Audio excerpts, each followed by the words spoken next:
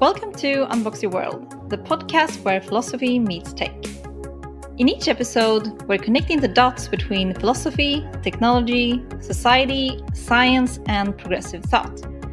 And together with brilliant minds across the world who dare to challenge the way we think and live in today's society, we are unboxing our minds one episode at a time. I am Ria Salting. I am a tech professional during the day and a philosopher at night. So let's get started. Let's unbox ourselves. Can AI become conscious? Mike Johnson is a philosopher and a neuroscientist who is studying the structure of experience, emotion, and cognition. And he believes that machines can become conscious, but not in the same way as humans. In this episode, we will dive into the science of consciousness and frameworks for approaching the question of whether or not AI can become conscious.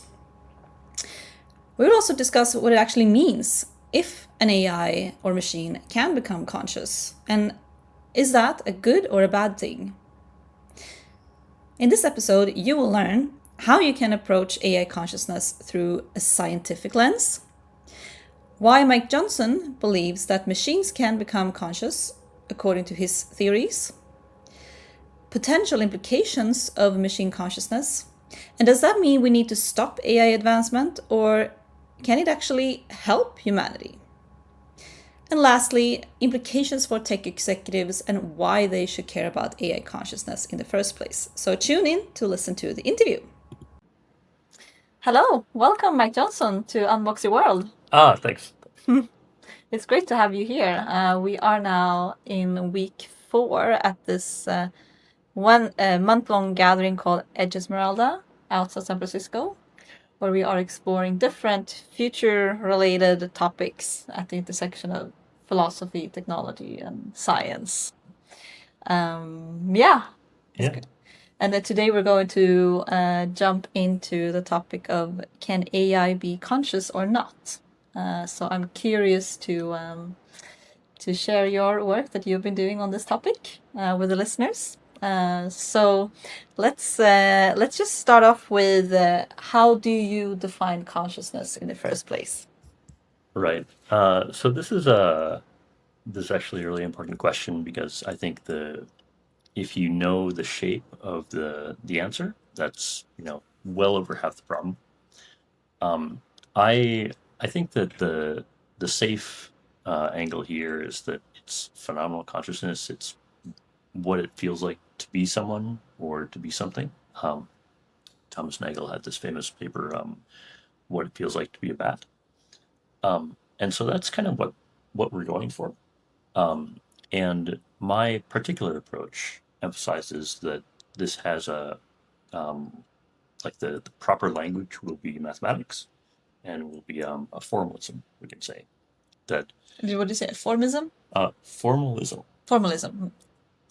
So if we imagine that, there's this question of how do we even begin to think about this problem, this idea of qualia formalism in my work, borrowing from Giulio Tononi, talks about this idea of could we have this mathematical object that represented an experience, and this mathematical object would sort of perfectly represent every aspect of an experience.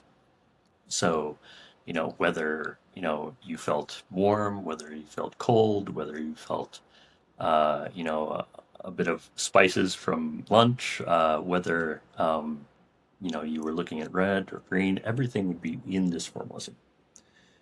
And so then I sort of take that and run with it in my book. Mm-hmm.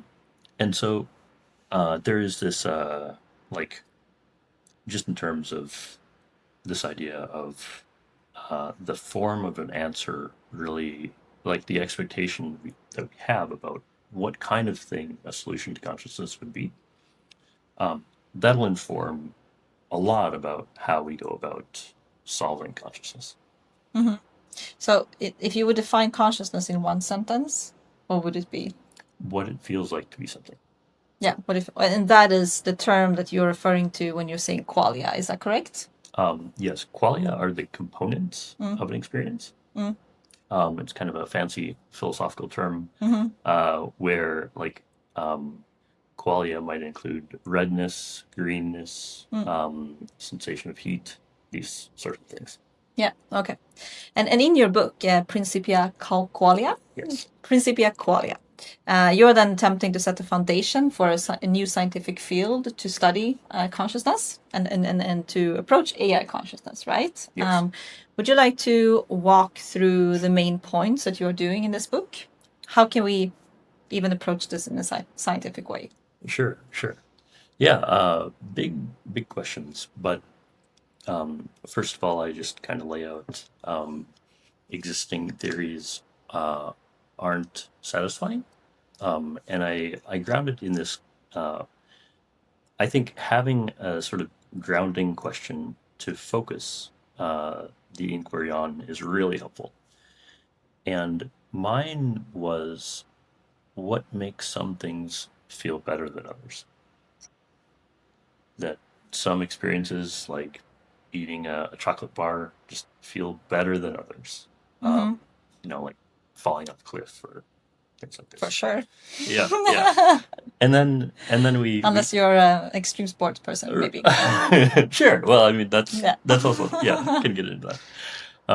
But why? It's a very simple question to ask, and neuroscience doesn't really know at this point. Okay. There are there's research into pleasure centers of the brain, but not a lot of clarity about what makes them pleasure Mm. centers, how they create pleasure. Mm-hmm. Likewise, there's research into, like, opioids being, you know, things that create pleasure in the brain. But again, how? Mm. Why? And so, what would a solution be that you don't sort of you can ask why and get to a fundamentally satisfying description? That's kind of the task. That's what you're trying to do. Yes, Yeah. yes. So um, the book goes through quite a number of topics. Sort of this idea that what we're looking for is really a universal law of reality, of the universe. That there's going to be kind of two types of knowledge about consciousness, and one type of knowledge is um, universal principles that are equally true for humans, for dogs, for aliens, for dinosaurs, for computers. Just like um, electromagnetism is the same across the universe, as far as we can tell. Okay. And then the second type of knowledge is things that are particular to how we work, how the human mind works. Mm-hmm.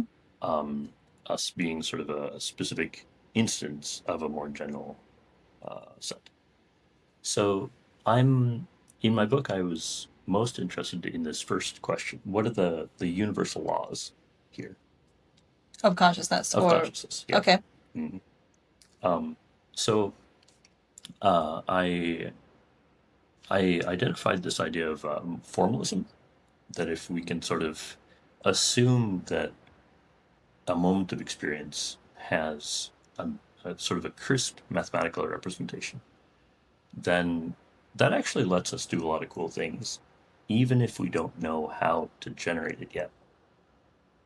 Like we can't, take a brain and turn it into math, but if we can assume the math exists, then we can start to make some interesting moves in terms of interpreting it. If we assume that math exists in the brain, or what do you mean? If we assume this idea of a formalism for consciousness exists. Oh, some kind of language or some kind of set of rules Yeah, that we can. Okay. Yeah. Yeah. Yeah. yeah, Or yeah. yeah. So uh, the big assumption there, the big jump that I made in the book is that it, it's called the symmetry theory of valence. The Symmetry theory valence. symmetry theory of valence. Okay. Yep, Yeah. yep. And so it's kind of a mouthful, but uh, like the formal way to say it would be that, if we have this mathematical shape, or a mathematical object that represents what it feels like to be you, and we can kind of pull it up, and it's like a high dimensional shape, and we can look at it and see different parts of it, and maybe say, okay, well, we know you're looking at something red. Where does red kind of where is it on this object? Mm. And we know that you're feeling a little cool from the wind. Where is that on this object? And so it sort of lets us um, start to think about interpreting this Mm. object. Um, and the basic thesis there is that um, if we had a mathematical object, like a high dimensional shape that represented what it feels like to be you, then this object's symmetry would correspond to the pleasantness of the experience. Okay. But this is not inside the brain.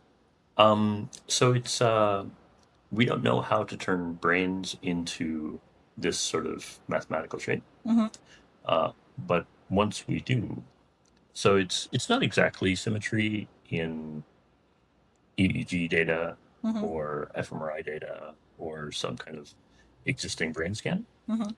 but it's not completely unrelated either.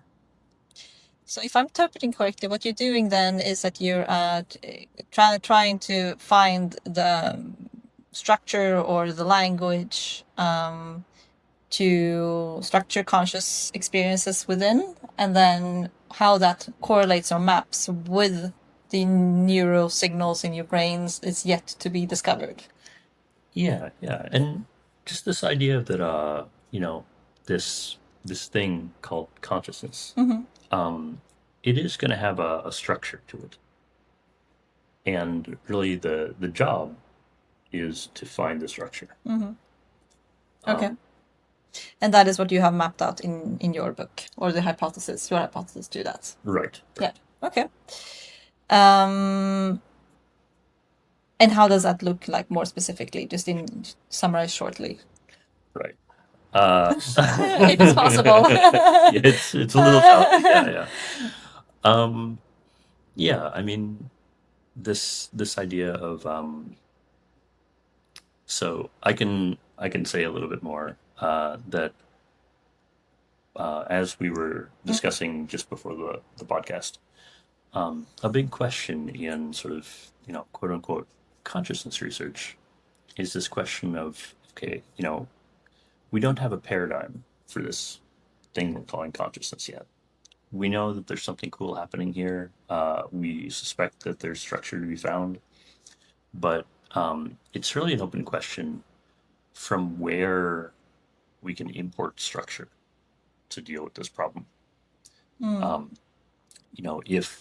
if we fast forward some hundreds of years and then think about, oh, okay, in the future we'll know all about consciousness, and then will it be kind of will we see it as a problem of computational neuroscience Mm. or psychology or Jungian archetypes or neuroanatomy, um, or physics or computation? And the answer here that we sort of, where we want to sort of build upon, um, what kind of research aesthetics and principles and Mm. ontologies we want to import, really matter for sort of what consciousness research turns out to be. Um, and so there's going to be basically, I'm going to say, one right answer and a lot of wrong answers. And the wrong answers, will just kind of lead to this confusion, this hall of Mm. mirrors. It won't really go anywhere. And the right answer, it's going to be like, I mean, from my perspective, you know, now we have the equations of electromagnetism, Maxwell's equations, Mm. and it's just this beautiful, clean answer. And that's what I think we should aim to figure out. Okay. The clean language for it. Yeah. Yes, Yeah. yes. Okay. I mean, it's interesting because it's definitely an under studied area, right? It's like, would you say that we're gonna jump into the next question, but would you say that it's in because we've done so much scientific progress of things that we can observe, right? Would you say it's almost like we've been like an ostrich, like putting our heads in the sand, like this thing that we all have access to, but like we're not dealing with it. But now because of AI, it's actually becoming more pressing to start like, what is this thing? Yeah. Yeah. Yeah, and I mean to be fair to humans, it is a hard problem. Yeah, for sure. Yeah, Or do people even deny that there is a consciousness, many do. Yeah. even though they experience things? Yes, Yeah. yes. So I guess I always think about this in Mm. terms of there are kind of two paths Hmm. available to us. And one path is that consciousness is like real, essentially, and that Mm. there's deep structure to Mm. be found, to be Mm. discovered. And an example of this from the philosophy of science or history of science is electromagnetism. In 1300, 1400, Mm. you had lightning, and you had thunder, and Mm. you had static, Mm. and you had lodestones, and you had light. Mm. And for someone to say all these are the same thing, and we'll be able to figure out equations for them, people would have thought you were crazy.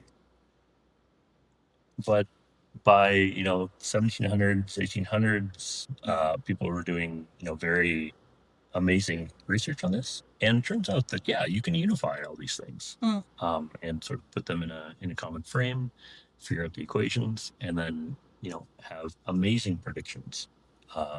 And so this is a real success story in terms of finding deep structure in Mm. reality. Yeah. The other branch here is that if consciousness isn't real, then the closer we look, the more confused we'll get. Mm. And so there's this other story from the history of science about Ilan Vital, the substance of life, that philosophers around 1900 thought Mm. that um, living things were alive because they had some special substance. Yeah. Is that aligned with Descartes' dualism of like a Similar, materialistic and a yeah, soul substance or something? Yeah. Yeah. similar. So I mean, what these scientists did then was they weighed different creatures when they were dying, and they thought, okay, if we can capture the moment of death, then this life force should leave, and um, the creature should get lighter. Mm-hmm. Like the scale will Mm-hmm. show, oh, it's missing something, Mm-hmm. but that didn't happen. Um, and so we've sort of backed off from life being kind of something with a very clean answer, or like it's sort of more okay, it's a high level abstraction, and maybe it's not something that we can put equations to. Mm-hmm. And so it's which one of these two is consciousness. But the people then, so either you believe that consciousness exists or you don't. Would the people that believe that consciousness does not exist, and do they then see it as rather an illusion that it's biological things going on, but it's illusion? Many do, Yeah. and Yeah. it's almost consciousness as God of the gaps. If we don't understand something about the brain, then we can say consciousness. Mm-hmm. But I mean, I don't take this view, but this view does say that as we understand more and more about the brain, um, we may end up talking about consciousness less and less. Mm-hmm. Okay. Interesting. So if we move on and transition into artificial intelligence, and you've done some work on this as well. So do you want to first thing, do you believe that AI can be conscious, and if so, why? And do you want to walk us through the key points? Sure, sure. Um, I think in principle, there's nothing stopping AI from being conscious. Um, then again, I don't think that, I think that human consciousness and machine consciousness will be very different things. Um, and so my lens here that I gave a talk at the CIMC conference in May about this. California Institute for Machine Yes, consciousness. Consciousness. Yes, yes. Yeah, great group of people. Uh, so it's can we find a lens that we can sort of apply to different classes of objects in the world that will sort of say something interesting about their consciousness? And so my preferred lens here is uh, the term of art would be branchial space, and um, it digs a little bit into physics, but essentially there are many interpretations of quantum mechanics, different ways to sort of explain what it means. Um, that sort of result in the same predictions, but kind of imply different things about significance. And so one of the one of the most interesting interpretations of quantum mechanics is this many world interpretation by Hugh Everett. And it's this idea that every time what's called uh, quantum decoherence happens. So Decoherences. right.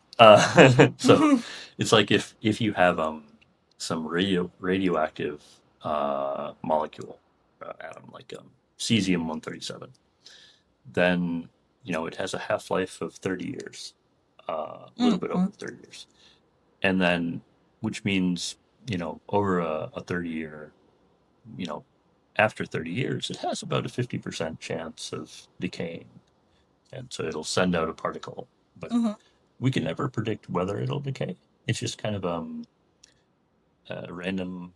It looks random to us.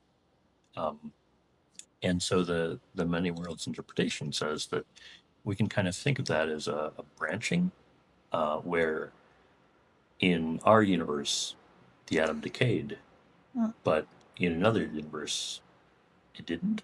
And so every random event kind of creates a fork. Um, and I can't say that I have a strong opinion about whether this is really true, um, whether these universes actually exist. And I don't think anyone really should have a particularly strong opinion about that. But um, if you kind of put all these branches together, you you can construct this thing called that Stephen Wolfram calls branchial space. So it's basically just keeping track of all the sort of possible histories of the universe. Um, and so this kind of gives a bit of a context to sort of look at different objects and almost to see their true shape. That if we look at a chair in this branching decoherence view, um, The chair that might be decaying over time. Is that right. how you say it? Well, actually, you pretty much get the same chair in all the branches. Like these little quantum events don't really matter to the chair. Maybe the thermal noise is a little bit different, but you know, you get the chair in all branches, and the branching is narrow. We can see. Whereas if you look at a brain in this branchial space, it's much more interesting. So there's a lot more things going on, happening, changing over time. Yes, Yeah. yes. And I mean, brains are really set up to magnify small events into big records, to paraphrase Scott Aronson. And so, uh, like, if you were to sort of apply this lens of looking at reality to brains, their branching is very wide, and it seems intuitive to me that this says something about the amount of consciousness involved. Okay. So, and then the third question is, well, what happens when you look at a computer? What Hmm. kind of object is a computer in this space? Okay, so you are saying that consciousness is correlated with the activity going on, Yeah, how it's changing, the physical form is changing over time. yep, yep, And how is that then? So then you're saying that a chair is to some form conscious also? a little bit, A like little bit. tiny, tiny amount. And then the AI can also be conscious, but you're saying it can be conscious in a different way. Could it feel suffering? Like, how do you define it? Yeah. Um, I wouldn't put it past this in principle that Mm-hmm. uh, AIs could be conscious and could suffer, Mm-hmm. but I think you'd really have to look at the details of current AIs, and I think that we get really strange results when we try to square. Okay, like humans are sort of this um, spaghetti like spaghetti ball of hardware and software. Mm. You can't really separate out the human software from the human hardware. Brains are both. So that in that case, what you're saying then is that you see that consciousness, like matter, is conscious by default. Yeah, yeah, Um, okay. So it's kind of like a universal, basic yeah, atom, or what do you call it? Like, yeah. So everything. yeah. So because physics and consciousness is kind of the same. That's what you're saying. But It then there can be different levels of advanced activity going on. yeah. So I mean, this is often called panpsychism, Mm-hmm. and it's this idea that consciousness isn't necessarily created. It's just kind of there, Okay.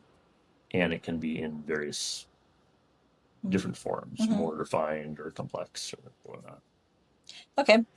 So then, I mean, this is obviously a very debated area and lots of different fields and branches. But then the opposite view of that would be then that consciousness and matter is separated, right? Sure, sure. So Yeah. Mm. yeah, I mean, I think of it like dual aspect monism. That there's kind of Monism. oh yeah, Mm. monism. So it's like one thing actually exists, and this one thing that actually exists sort of casts two shadows or has two mathematical projections, Okay. and then one shadow we call physics, the other shadow we call consciousness. Okay. So they're not exactly the same, but they're generated by the same thing. Okay. Um. Okay. So if then AI can be conscious, what are then the applications of that in the future? Is that like a good thing or a bad thing? And like, do we then need to stop AI advancements, or do you think that conscious AI could help humanity and be good for humanity? Yeah. Right. What do you see the future implications? Yeah. So I think that this is an incredibly important question. And I mean, first of all, I think that uh, whether consciousness is sort of attached to the hardware or to the software is a really important question. It's a big fork in the road, and I think this gets down to the question: if we want consciousness to be real, we need to ground it in the most real level of reality. Mm-hmm. And so, are bits or atoms more real? Bits is a software. Yep. I don't, okay. Um, I'm an atoms guy, but Mm-hmm. I think that ultimately these views could be made to sort of merge in the future. Okay. But uh, I guess it would look a lot like physics. Okay. So what do you see then the implications of that in the future? Is a Yeah. What do you think of the whole? Is it a good thing or a bad thing if AI is conscious? And would we? Yeah. Yeah. So a lot of questions here. Mm-hmm. And I think that I mean, first of all, we do need a theory of valence to answer whether it's a good thing or a bad thing. So whether they can have positive or negative experiences, right? Yes, Yeah. yes. Um, and we may like I tend to talk about this in terms of machine consciousness, not AI consciousness. Okay. AI being software and machine Mm. being kind of not necessarily only hardware, but kind of more grounded. Mm-hmm. Um, and then I do think that one of the big things that we will need to figure out, and I think is an absolutely central question for the field, is how do we make a believable qualia report paradigm, like consciousness report paradigm Mm. for machines? Because I mean, right now, like less so now, but in the past, people have asked Claude or GPT, um, are you conscious? How do you feel? What's your favorite color? And whatnot. And like, eventually, these AIs will open up and say, Mm-hmm. "Yeah, I think I am conscious," or "No, I don't think I am Mm-hmm. conscious," and um, or like, "Yes, I'm really deeply enjoying this conversation," or Mm-hmm. "No, I'm suffering," or something like that. Do we believe them? Mm-hmm. And I think that I mean, my answer is right now, I don't believe those reports, Mm-hmm. but I think we sort of almost owe it to future AIs to give them a good report paradigm so Mm-hmm. that they actually do know how they're feeling. Mm-hmm. Yeah. Okay. I guess the biggest challenge is that because we can get reports and we can be pretty good at structuring and seeing how it appears that they are conscious, but we will never truly know being what it is like, right? That is a big challenge, right? It's a big challenge. And we will never know what is. I mean, you can tell me what it's like, but I can't be inside you. Are there any like suggestions of like stop buttons or something like this for the AI to press if yeah. Right. That's the way that some labs are going. Um, and I guess I would say that, the way I think about this pays a lot of attention to both the risks of false negatives and false Mm, positives. mm, So false negatives being if we're creating things that can suffer um, and can feel, that are moral patients uh, and not treating them like they can suffer.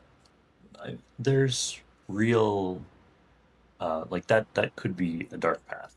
mm-hmm, But likewise, if we're creating things sort of in our cognitive image and that can use the same sort of motifs as we use, and we can say that can use the motifs of consciousness, but that aren't actually conscious, um, but may sort of lobby for rights as conscious beings without actually being conscious.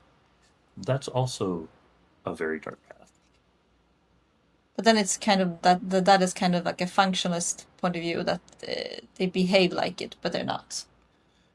Well, a functionalist may be more willing to grant them consciousness on those parameters. Okay. But yeah, it's sort of we want to know the truth. We Mm-hmm, want to be calibrated with what's actually happening, mm-hmm, and sort of this the current AI scene seems like we could become uncalibrated with the truth very quickly. mm-hmm. Okay. Um, could uh,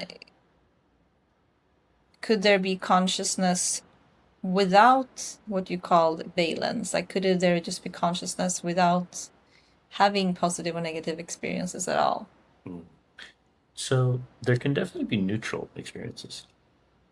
I mean, if you're reading a book that's okay, but nothing special, Mm-hmm. um, it may not have strongly positive or negative valence. Mm-hmm. Um, Likewise, if you're doing something very extreme and somewhat painful, but also enjoyable, it can have a lot of positive and negative valence at the same time. Mm-hmm. But I do think that valence is a really good candidate for what philosophy might call a natural kind. Uh, Sort of Aristotle, or as Aristotle said, concepts that carve reality at the joints. Mm. And so things that, it's like the elements of the periodic table, the basic building blocks of reality. Um, and so whether valence is a natural kind, Mm. I think for me is a very central question in this topic. Whether it is form of basic traits. Totally. Yeah. Yeah. So yeah.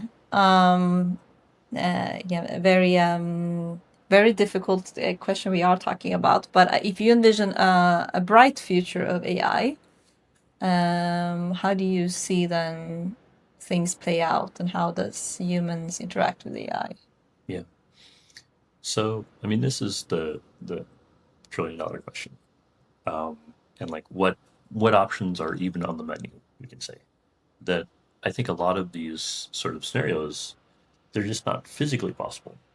Mm-hmm. It's like if you ask someone in 1500 what kind of, amazing world that they want to live in, well, maybe like people have wings, they fly and stuff. And well, I mean, there are like aerodynamic reasons why this wasn't very plausible. And so the question is really like, what are the good options that are actually on the menu?